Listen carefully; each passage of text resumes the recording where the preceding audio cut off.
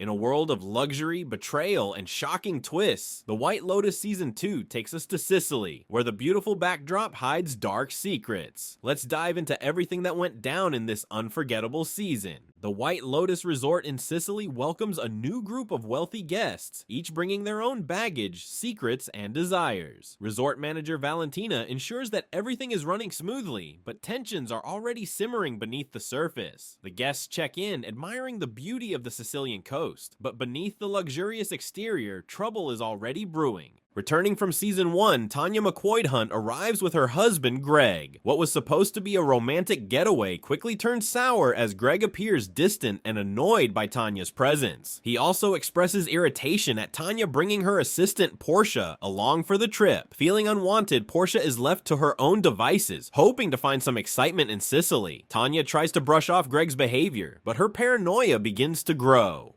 Meanwhile, 3 generations of the Di Grasso family, elderly Bert, womanizing father Dominic, and well-intentioned but naive son Albie, arrive in search of their Sicilian roots. Dominic, a Hollywood producer, is battling guilt over his marital indiscretions, while Albie attempts to present himself as a nice guy in contrast to his father and grandfather. Bert, despite his old age, continues to make inappropriate remarks about women, much to the frustration of his son and grandson. 2 couples, Cameron and Daphne Sullivan, and Ethan and Harper Spiller, arrive for what is supposed to be a relaxing trip among friends. Ethan, who recently came into wealth through a tech deal, and his wife Harper are more reserved and intellectual, while Cameron and Daphne exude a carefree, extravagant lifestyle. Almost immediately, Harper senses something performative about the Sullivans' marriage. She picks up on the way Cameron subtly undermines Daphne, and Daphne's seemingly oblivious responses only make her more suspicious. Local escorts Lucia and Mia lurk around the resort, eager to integrate themselves into the lives of the wealthy guests. Lucia, in particular, has set her sights on Dominic, who has already arranged for her company despite trying to keep up the appearance of self-restraint. Mia, on the other hand, dreams of becoming a singer and sees the resort as an opportunity to make connections. Tanya, desperate to rekindle the spark with Greg, organizes a Vespa ride through the Sicilian streets, but Greg remains distant and critical. Later, he reveals that he has to leave for a work trip, furthering Tanya's suspicions that he is hiding something from her.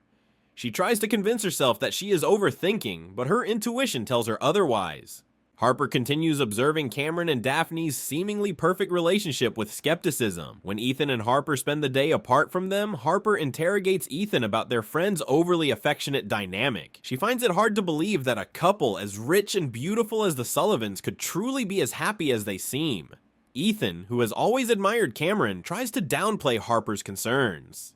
Dominic struggles with his urges, but ultimately gives in and spends the night with Lucia. The next morning, Bert scolds him, reminding him that his actions have destroyed his marriage. Albie, unaware of his father's involvement with Lucia, starts growing closer to her. Lucia plays the role of the innocent, mistreated woman, drawing Albie in further. Portia meets Albie at the hotel, and the two begin to bond over their dissatisfaction with their current situations. But Portia isn't entirely drawn to Albie's sweet, soft demeanor, and longs for something more exciting. She watches other guests at the resort and envies their passionate, carefree romances. But before we continue with the recap, make sure to like this video and subscribe to our channel for more recaps on your favorite shows. Daphne invites Harper on a spontaneous overnight stay at a countryside villa, catching Harper off guard. During their time away, Daphne makes subtle hints that Cameron has been unfaithful in the past, but rather than expressing anger, she suggests that maintaining a level of oblivion can be beneficial in a marriage. Harper, both intrigued and horrified, wonders if Daphne is in denial or if she truly believes in this philosophy. Ethan and Cameron are left alone at the resort, where Cameron persuades Ethan to indulge in a night of partying. Things spiral as Cameron invites Lucia and Mia to their room. While Ethan resists temptation, he sees Cameron cheating on Daphne. The next day, Ethan is visibly disturbed but chooses not to tell Harper what really happened. Cameron, unfazed, continues acting as if nothing happened, making Ethan increasingly uncomfortable. Tanya visits a local tarot reader who gives her an ominous reading, warning her of deceit and danger. Dismissing the warning, Tanya soon crosses paths with a wealthy and eccentric group of men led by Quentin, a charming English expatriate. Quentin lavishes her with attention, making her feel special in a way Greg never does.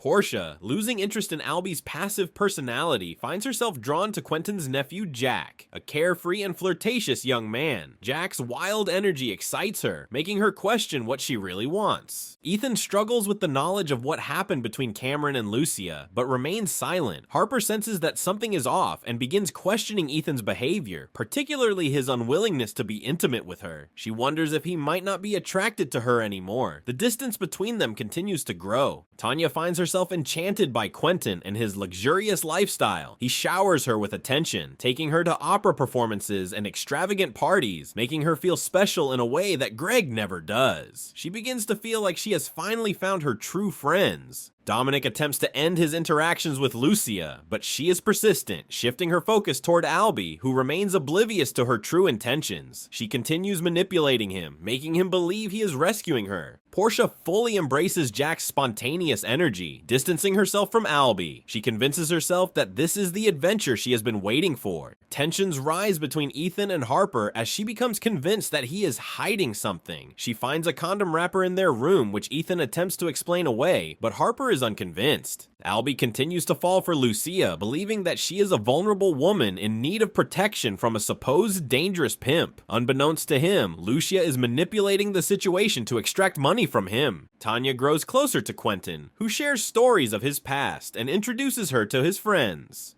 She enjoys the attention, but fails to see the cracks forming beneath Quentin's charming facade. Portia and Jack's whirlwind romance intensifies, but she begins to sense that something is off about him. Harper pushes Ethan for answers, leading to an explosive argument. In retaliation, Harper flirts openly with Cameron, further fueling Ethan's insecurities. Tanya starts piecing together odd details about Quentin and his associates. She overhears a conversation that suggests they are involved in something far more sinister than she realized. Lucia convinces Albie that she is in danger, prompting him to offer her financial help. Dominic, realizing his son is being played, attempts to intervene, but Albie refuses to listen. Portia, now deeply suspicious of Jack, discovers that he and Quentin have a strange and unsettling relationship. When she confronts Jack, he warns her to stop asking questions. Ethan's jealousy boils over, and he confronts Cameron in a violent altercation, nearly drowning him in the sea before pulling back at the last moment. The confrontation shakes Ethan, but it also reignites a spark between him and Harper, who finally reconnect physically after the tension that had been building between them. Meanwhile, Daphne finds Ethan brooding and takes him on a secluded walk, where their conversation suggests an intimate encounter that remains ambiguous. Tanya, increasingly wary of Quentin's intentions, discovers shocking evidence that Greg is somehow connected to Quentin's scheme. She realizes that she has been lured into a trap, with the men planning to have her killed in order for Greg to inherit her fortune. In a desperate attempt to escape, she arms herself and kills Quentin and his associates. However, in her panic, she tragically falls off the yacht and drowns. Portia, held captive by Jack, finally convinces him to let her go, and she reunites with Albie at the airport. Albie, having been scammed by Lucia, realizes too late that she was never in any real danger and had orchestrated the entire ruse with the help of her friend. However, he chooses to let it go, learning a hard lesson about love and manipulation. As the season ends, the surviving guests leave Sicily, each forever changed by their experiences. Ethan and Harper, having navigated their trust issues, seem to have a newfound understanding of each other. Cameron and Daphne, despite their dysfunction, continue their carefully curated illusion of happiness. Albie, Dominic, and Bert leave with a deeper awareness of their generational patterns. Portia, shaken by what she has witnessed, reflects on the choices that led her to this point, and the mystery of the White Lotus claims another tragic soul, as Tanya's death leaves behind lingering questions and consequences for those she left behind.